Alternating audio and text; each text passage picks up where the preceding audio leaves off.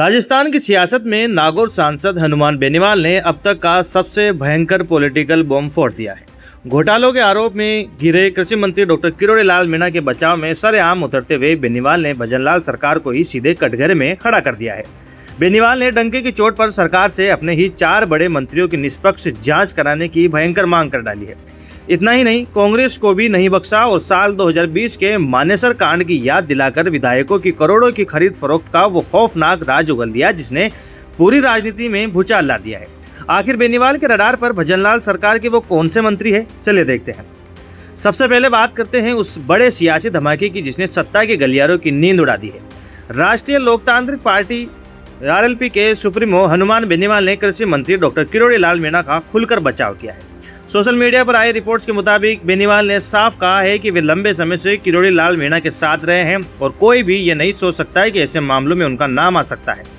बेनीवाल ने भजनलाल सरकार पर भयंकर प्रहार करते हुए सवाल उठाया कि यदि सरकार एक मंत्री को कटघरे में खड़ा कर रही है तो अन्य कथित घपलों, घोटालों और मंत्रियों के मामलों पर चुप्पी क्यों साधे हुए है। उन्होंने पूरे मामले में निष्पक्षता और समान कार्रवाई की मांग करते हुए सीधे तौर पर जलदाय मंत्री कन्हैयालाल चौधरी, उप मुख्यमंत्री प्रेमचंद बेरवा, मंत्री हीरालाल नागर और के बिश्नोई का नाम लिया है।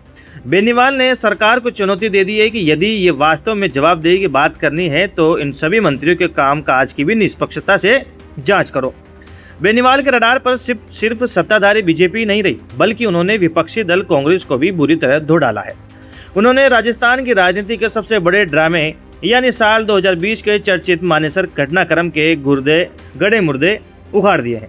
बेनीवाल ने सरेआम आरोप लगाया है कि उस दौरान तत्कालीन मुख्यमंत्री अशोक गहलोत ने अपनी सरकार बचाने के लिए विधायकों की बड़े पैमाने पर खरीद फरोख्त की थी और हर संभव राजनीतिक जतन किए थे। उन्होंने दावा किया कि कांग्रेस अपनी सरकार बचाने के लिए राजनीतिक जोड़ तोड़ में इतनी व्यस्त थी कि कई विधायकों ने पाला बदलकर गहलोत खेमे का रुख कर लिया था। बेनीवाल ने याद दिलाया कि उस समय उनकी पार्टी आरएलपी के 3 विधायक थे और वे खुद एनडीए के साथ मजबूती से खड़े हुए थे। सियासी हमलों के बीच हनुमान बेनीवाल ने युवाओं और छात्रों के हित में एक बड़ा और अहम फैसला ऐलान किया है। आरएलपी ने 21 जून को भरतपुर में प्रस्तावित अपनी बड़ी जनसभा को फिलहाल स्थगित कर दिया है।